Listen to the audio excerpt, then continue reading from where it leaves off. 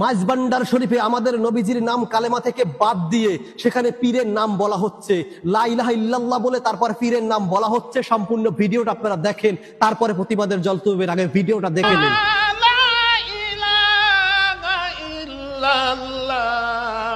সাইফুদ্দিন ওয়ালিউল্লাহ, লা ইলাহা ইল্লাল্লাহ। এই মাইজবান্ডার শরীফ আর রাখা যাবে না, এই মাইজবান্ডার শরীফ ভেঙে ঘুরিয়ে দিতে হবে। মাইজবান্ডার তরিকাটি বাংলাদেশের মধ্যে সবচেয়ে সম্মানী একটি তরিকা। এই তরিকার বিপক্ষে কেউ যদি সমালোচনা করে তার 14 গোষ্ঠী পর্যন্ত খবর হয়েছে, অতীতে ভবিষ্যতেও হবে। বিয়াদফের ঘরে জন্ম হলে এইভাবে কথাবার্তা বলে। এই মাইজবান্ডার তরিকাটি যেখান থেকে আসুক না কেন, এটা বাংলাদেশের একটা সম্মানী গৌরব, ইসলামের প্রদীপ। এই প্রদীপ চট্টগ্রামে স্থাপিত হইল, সারা বাংলাতে আলো ছড়িয়েছে। যাহা বাগদাতে স্থাপিত হজরতে বড় পীরের যে দরবার শরীফ আছে, সে দরবারের সমতুল এই মাইজবান্ডার তরিকার মধ্যে সম্মান ও মর্যাদা। এই মর্যাদাকে যারা ক্ষুণ্ণ করে তারা অতীতে নবী মুহাম্মদ রাসূল সাল্লাল্লাহু আলাইহি ওয়াসাল্লামের জামানায় তিনার বিরোধিতা করেছিল এবং রওজা, ওই যে রওজা শরীফের মধ্যে হামলা সৃষ্টির প্রস্তুতি নিয়েছিল। ঠিক সেই আব্দুল ওয়াহাব নজদির দল তোরাই আবার মাইজবান্ডার তরিকার মধ্যে ভাঙচুরের একটা পরিকল্পনা করে সুতাদুরি বেরাজ, যে কলমার মধ্যে তরিকার নাম দিছে, সাইফুল বাবার নাম দিছে। এটাই হলো বড় দোষ। তোরা কি ইতিহাসে জানোস রে? এই কলমা তো হলো নবী মুহাম্মদ রাসূল সাল্লাল্লাহু আলাইহি ওয়াসাল্লামের স্বয়ং পবিত্র একটি বাণী। রাসূল সাল্লাল্লাহু আলাইহি ওয়াসাল্লামে মানুষের মধ্যে পৌঁছিয়েছেন, মানুষের মধ্যে হেদায়েত বর্ষিত হয়েছে। সেই ক্ষেত্র অনুযায়ী মানুষে যারা এ কলমার উপরে ঈমান এনেছেন তাদের মধ্যে ইসলাম প্রতিষ্ঠিত হয়েছে এবং মুসলিম হিসাবে তারা গৌরবময় ধর্ম অর্জন করেছেন। সমাজের মধ্যে অনেকে জন্ম হয়ে থাকে, মুসলিম সমাজের মধ্যে সেগুলো জন্মধারিত মুসলমান। কিন্তু আসলে কলমা পড়া আর কলমার উপরে ঈমান আনা, এই দুটো বিষয় কিন্তু এক না। কলমার উপরে ঈমান আনতে হলে অবশ্যই একজন মানুষের উপরে আগে ঈমান আনতে হবে। আল্লাহ বলে দিয়েছেন, আমার রাসূল যদি তোমাদের নিকটে আগমন করে তবে তোমরা রাসূলের উপরে ঈমান আনিও।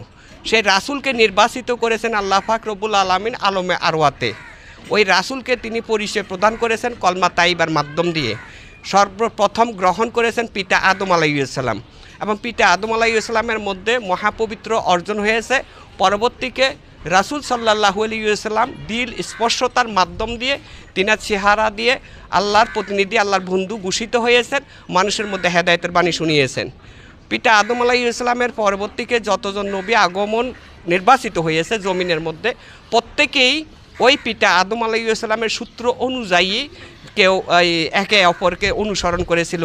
কখনো বলেছিল লা ইলাহা ইল্লাল্লাহ পিতা আদম সফিউল্লাহ, কখনো বলেছিল লা ইলাহা ইল্লাল্লাহ মুসা করিমুল্লাহ, কখনো বলেছিল লা ইলাহা ইল্লাল্লাহ মুসা করিমুল্লাহ। এইভাবে যুগ পরিবর্তিত হইতে হইতে যুগের পরে যুগ আসে। অবশেষে বেলায়েতি জামানা এবং আদি জামানা, দুইয়ের মাঝখানে আমাদের নবী মুহাম্মদ রাসূল সাল্লাল্লাহু আলাইহি ওয়াসাল্লাম জগতে আগমন করে 570 খ্রিস্টাব্দে। তিনি আগমন করার পরে বহুদিন তিনি লাঞ্ছিত ভোগ করেছে তোদের মতো বেয়াদফের। অবশেষে তাইফনগর থেকে তোদের মতো বেয়াদফেরা তাড়িয়ে দিল। তারপরেক্ষণে মদিনাতে মক্কার নগরে অবস্থান করলো। সেখান থেকে আল্লাহর হুকুম অনুযায়ী তিনি আবার কলমার দাওয়াত দিতে শুরু করলো। এই বেয়াদফের বাচ্চারা তোদের মতো এরকম বেয়াদফের মুসলমান ধারিত বেয়াদফের কাছে কলমার দাওয়াত নিয়ে গেল। সেইখান থেকে তিনি রক্তান্ত হলো, মার খাইলো, মাটির মধ্যে লুটিয়ে পড়লো। উঠিয়ে যাওয়ার পথে হযরত আবু বকর সিদ্দিকী কলমা গ্রহণ করলো। কিন্তু হাদিসে বলতেছে সবার আগে হযরত আবু বকর সিদ্দিকী রাদিয়াল্লাহু তাআলা আনহাই তিনি একমাত্র কলমা গ্রহণ করেছেন। সর্বপ্রথমে তিনি প্রথম ইমানদার, এটা বলা হয়েছে। আসলে এর আগেও ইমানদার ছিল, সেটা হলো গোপন ও মারফত, যেমন হযরত আলী আলাইহিস সালাম। কাজে মানুষ ছাড়া কলমার পবিত্রতা অর্জন করা কোনো পক্ষে সম্ভব নয়। যারা মাইজবান্ডার তরিকাকে নিয়ে এমন তেমন কথা বলে তারা তো নিশ্চিত আল্লাহর বিধান অনুযায়ী অবশেষে তারা জাহান্নাম তাদের ঠিকানা। তবে জমিনে তাদের বিচার হবে, নিশ্চিত থাক অবশ্যই।